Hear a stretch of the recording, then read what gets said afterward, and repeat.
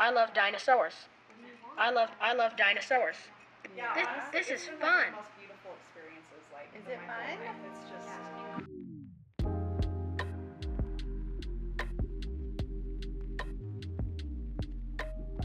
Jack is our only child. He's 3 years old, and he is just a really fun, smart, curious little boy with a great sense of humor. He actually was a preemie, so he was born 29 weeks premature, and he had a pretty uneventful stay for a micro-preemie in the NICU and left after about 65 days. And for the first 6 months of his life, things seemed to be pretty typical. He was meeting most of his milestones, even if they were just a little bit delayed. And then around 6 months old, we started to see some regressions, and they were very, very quick. So he stopped crying, he stopped smiling, he stopped laughing, he stopped rolling over. And so we kicked off genetic testing pretty quickly, and within a few weeks, he had the diagnosis of Leigh syndrome. So Leigh syndrome is a progressive disease. So things typically tend to get worse over time. The majority of kids with Leigh syndrome are not verbal, and they have mixed responses with using communication devices. So we actually didn't have a lot of people that were very encouraging with us trying it with him being so little, but he has just thrived with it. He just stepped right into it. And from the first time he tried an AAC device, he just really shocked everybody in the room. We'd actually just started with our speech pathologist trying out some other devices. So I told the speech pathologist that I was interested in trying out the GridPad 13. She hadn't heard of it before, but luckily she was like, let's just look into it. She got in contact with Danny, and she was just thrilled that she had a similar background and could speak the same language as her. As Tanya had an exploration call with Danny, she was like, you know what, let's try this out. This sounds really cool. And so she got a trial device sent to the office, and she called me the same day and was like, we gotta get Jack trying this. I'm really, really impressed with this device. We went up the next week, and the features that she was excited to show us were, number one, the camera and the viewfinder and how easy it was to see that he was in view with the device and that it was picking up his eyes. She thought the calibration was really good, and she liked the language system and how easy it was to customize. So we had Jack first try out one of the learning games, and immediately he picked it up, which was incredible because he was actually having a sleepy day. And sometimes we assume when he's having a little bit more of a groggy day like that, that maybe he's not very engaged or aware of what's going on. And with how well he did that first day, he totally proved us wrong, because he just was boom, boom, boom. He played the little star game, and he got, I think, 6 of the stars within like 30 seconds. And we look over at her, and she just has tears running down her cheeks, and I'm like, what? She's like, this doesn't happen. By the end of the session, everyone in the room was crying.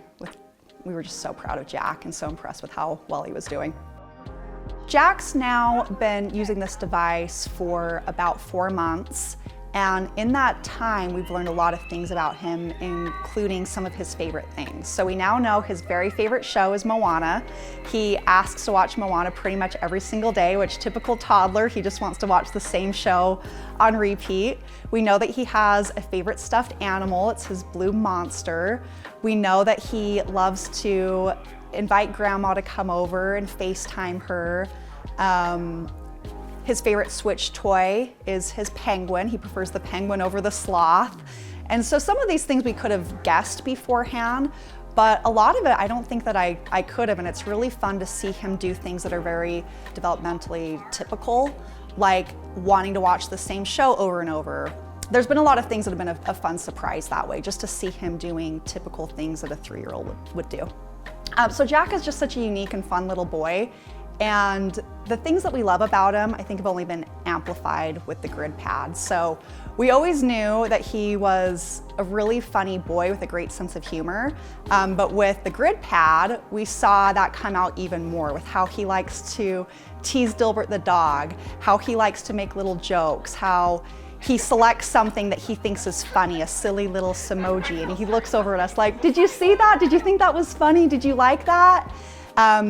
We've also always known that he's very smart and curious, and that's come out so much with the grid pad as well, where you can just always see him processing things and looking at the cause and effect of like, oh, I did that, or oh, I picked that toy and now it's coming to me. I think that's something that's been very enlightening is just how much he has a desire to have a say in what his day-to-day looks like, and him having a way to communicate his needs, his preferences, if he's uncomfortable, if he wants a new toy, if he wants to go outside, if he wants to be held.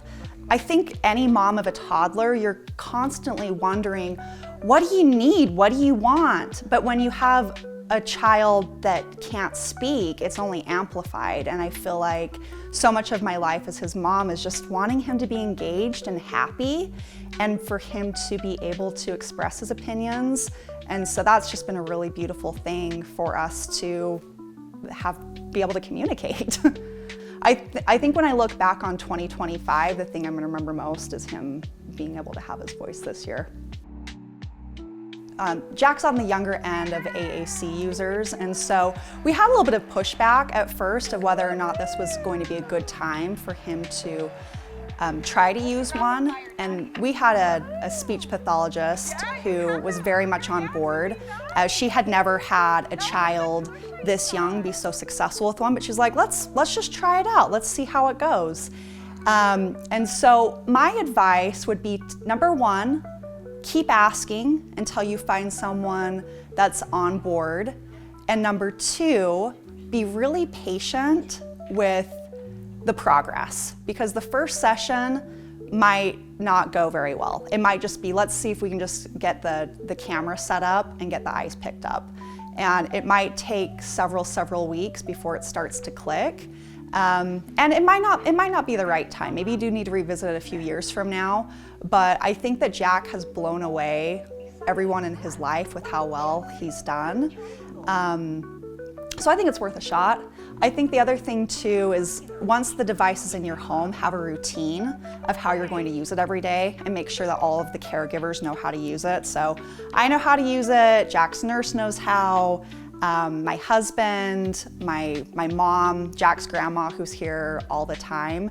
And so you need to have everyone who's regularly caring for him know how to set it up, know how to customize it, know how to get to his favorite screens, and just use it throughout the day. That's actually been really fun too, to have playtime with my son. I feel like we interact on a way that we didn't before we had this.